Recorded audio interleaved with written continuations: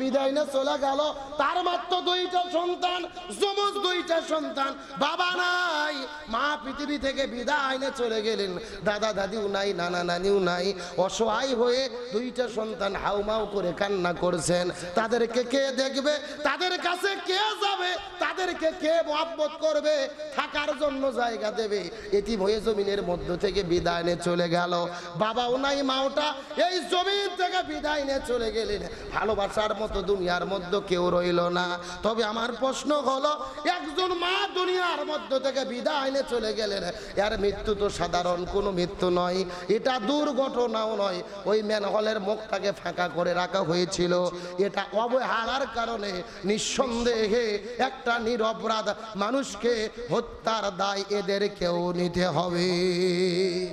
গত 3 দিন আগের ঘটনা, এই বাংলাদেশে ঢাকা শহরের ভেতরে 8 বছরের দুইটা যমজ সন্তান, পৃথিবীর মধ্যে তাদের কোনো আত্মস্বজন নাই, বাবা বিদায় নিয়ে চলে গেছে, তার একমাত্র মা হলো জিতু।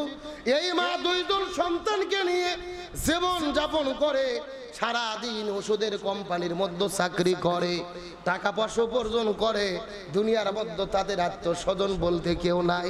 এই মহিলাটা টাকা পয়সা উপার্জন করে দুইটা সন্তানকে লালন পালন করে। তার বিবাহ হয়েছিল, আল্লাহ তাআলা দুইটা সন্তান দিয়েছেন, যমজ সন্তান, 2 সন্তানকে ভাড়া বাসায় থেকে তিনি লালন পালন করেন। কিন্তু সারাদিন চাকরি করে, ওষুধ বিক্রি করে, সন্ধ্যার পরে যখন বাড়ির মধ্যে ফিরতেছিল, প্রচন্ড বৃষ্টির কারণে রাস্তাঘাটগুলো বৃষ্টি ডুবে গেছে, রাস্তাটা ভালোভাবে দেখা যায় না। ওই ম্যানহোল ছিলেন, ম্যানহোলের মুখটা ফাঁকা করে রাখা হয়েছিল। সিটি কর্পোরেশনে যারা চাকরি করে, ওই ম্যানহোলের মুখটা ফাঁকা রাখার কারণে রাস্তা দিয়ে হেঁটে হেঁটে যেতে যেতে হঠাৎ করে পা যখন ম্যানহোলের মধ্যে ঢুকে পড়েছে, ওই ড্রেনের মধ্যে পড়ার কারণে, প্রচন্ড স্রোতের কারণে তার লাশটা ড্রেনের মধ্যে পড়ে ভাসতে ভাসতে ভাসতে চলে গেছেন খালের ভেতরে। 1 নয় 2 নয়, 36 ঘন্টা পার হয়ে গেছে।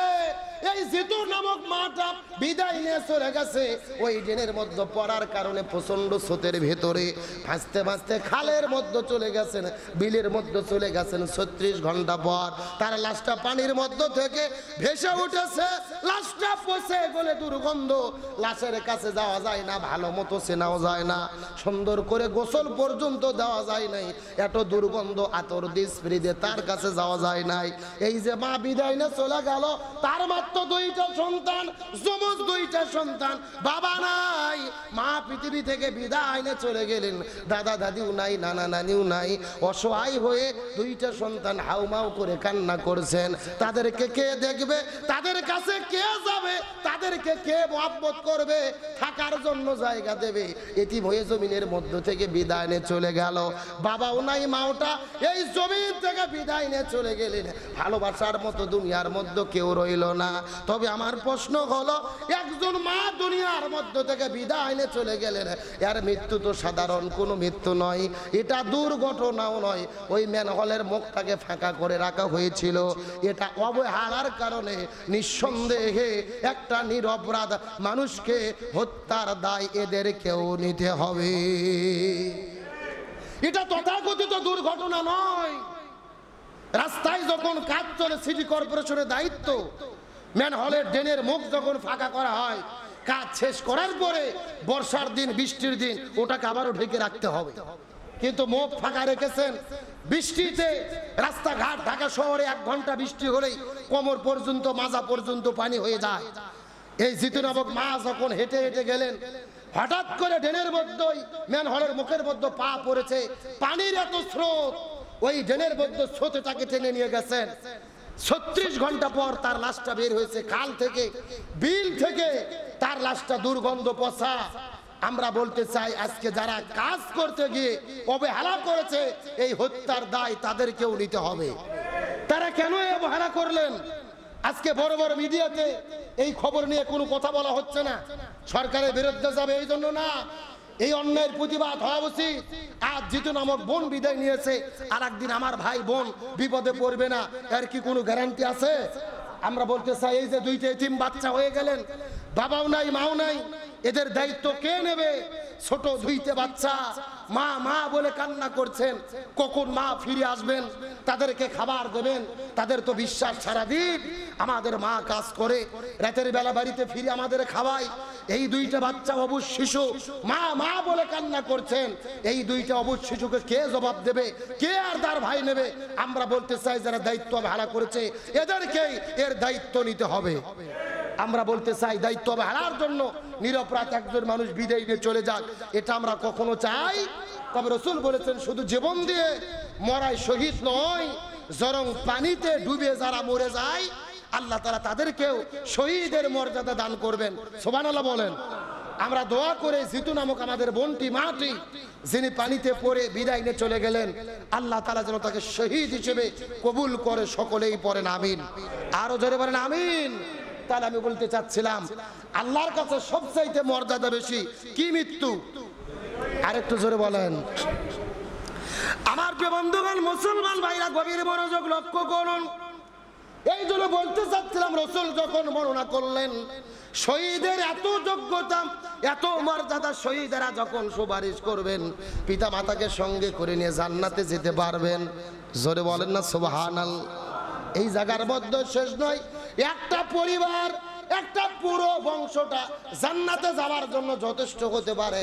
ওই বংশের মধ্যে যদি একজন শহীদ থাকে, একটা গ্রামের ভেতরে যদি একজন শাহাদাত বরণ করে, আল্লাহ তাআলা সুযোগ দেবে একজন শহীদ ওই গ্রামের সমস্ত মানুষকে সুপারিশ করে জান্নাতের মধ্যে নিয়ে যেতে পারবে। যদি এই গ্রামের লোকজন ঈমান নিয়ে মৃত্যুবরণ করতে পারে, ঈমান আলা বান্দা যদি কবরের মধ্যে চলে যায় আর তাদের যদি আমলের মধ্যে কোনো ঘাটতিও থাকে, রাসূল বলেন একটা শহীদের সুপারিশে আল্লাহর কাছে যখন সুপারিশ করবেন, একটা শহীদের সুপারিশ করে একটা মহল্লা, গ্রাম, বংশের হাজারো মানুষকে তারা জান্নাতে নিয়ে যেতে পারবে। শাহাদাতের এত মর্যাদা হবে, এত গুরুত্ব হবে এই দুনিয়ার ভেতরে। যারা শহীদ হবেন পরিবার, বংশ, গ্রামের ইমানদার লোকজনদেরকে তারা সুপারিশ করে জান্নাতে নিয়ে যেতে পারবে। তারা চিৎকার করে বলেন দেখি শহীদদের মর্যাদা কম না বেশি? আমার বন্ধুগণ, মুসলমান ভাইরা গভীর মনোযোগ। আমার নবীজি যখন এই হাদিসটা বর্ণনা করলেন, বদরের যুদ্ধের দিনে লক্ষ্য করে দেখা গেলেন হারিসা নামক একটা যুবক যুদ্ধ করার জন্য রাসূলের সঙ্গে বদরের যুদ্ধ করতে চলে গেছে। যুদ্ধ শেষ হয়ে গেল। এই হারিসা রাদিয়াল্লাহু তাআলা এর মা ছিলেন একজন বৃদ্ধ মা। যুদ্ধের পরে সাহাবীরা যখন মদিনার দিকে ফিরে আসা শুরু করলেন, এই বৃদ্ধ মহিলা নবীর কাছে চলে গেলেন, ইয়া রাসূলুল্লাহ, আমার একটা যুবক ছিল হারেসা, উদের যুদ্ধের ময়দানে চলে গেছে, তার খবর কি বলো তো দেখি। রাসূল বললেন, মা, তোমার ছেলে হারেসা ওই বদরের যুদ্ধের দিনে আল্লাহ তাআলা 14 জন ব্যক্তিকে শহীদ হিসেবে কবুল করে নিয়েছেন। তার মধ্যে একজন হলেন তোমার ছেলে, যার নাম হলো হারেসা রাদিয়াল্লাহু তাআলা। এই মেয়েটি কান্না করা শুরু করলেন। যেই সন্তানকে পেটের মধ্যে লালন পালন করে 10 মাস 10 দিন ধরে পেটের মধ্যে রেখে দুনিয়ার মধ্যে রাখলাম, সন্তানটা বিদায় নিয়ে চলে গেল। নবী ডাক দিয়ে বলে, মা, তোমার কান্না করার কোনো দরকার হবে না রে। তোমার সন্তান হারেসা শাহাদাত বরণ করেছে, আসরের ময়দানে একা জান্নাতে যাবে না, তিনি তো এখন জান্নাতের মেহমান হয়েছে, আর হাসরের ময়দানে তোমাকেও জান্নাতের সাথে করে নিয়ে যাবে। এই কথা শোনার পরে এই বৃদ্ধ মহিলার কান্নাটা বন্ধ হয়ে গেল। তিনি মুচকি মুচকি হাসা শুরু করে দিলেন। এই দৃশ্য দেখার পরে পরবর্তী যত যুদ্ধ মদিনায় হয়েছে, প্রত্যেকটা যুদ্ধের ভেতরে প্রত্যেকটা বাবা মা প্রস্তুত থাকতেন জিহাদের ময়দানে তাদের সন্তান পাঠানোর জন্য, যেন সন্তানেরা শাহাদাত বরণ করে, আর সেই ওসিলায় আল্লাহ বাবা মাদেরকে জান্নাতি বানায়া দেয়। বাবা মারা প্রস্তুত থাকতেন সন্তানকে জিহাদের ময়দানে পাঠানোর জন্য। শহীদ তো তারা যারা সত্যের সাক্ষ্য দেয়, জালেমের জুলুমের মোকাবেলা করে। গত 24-এর অভ্যুত্থানে 2000 ছাত্র জনতা জালেমের জুলুমের মোকাবেলা করে জীবন দিয়ে বিদায় নিয়ে চলে গেছে। তারা প্রমাণ করেছে আমরা সত্য, জালেমেরা মিথ্যা, এরাও সত্যের সাক্ষ্য দিয়েছে। আল্লাহ সকলকে শহীদ হিসেবে কবুল করুক। সকলে বলেন আমিন। আরো জোরে বলেন আমিন।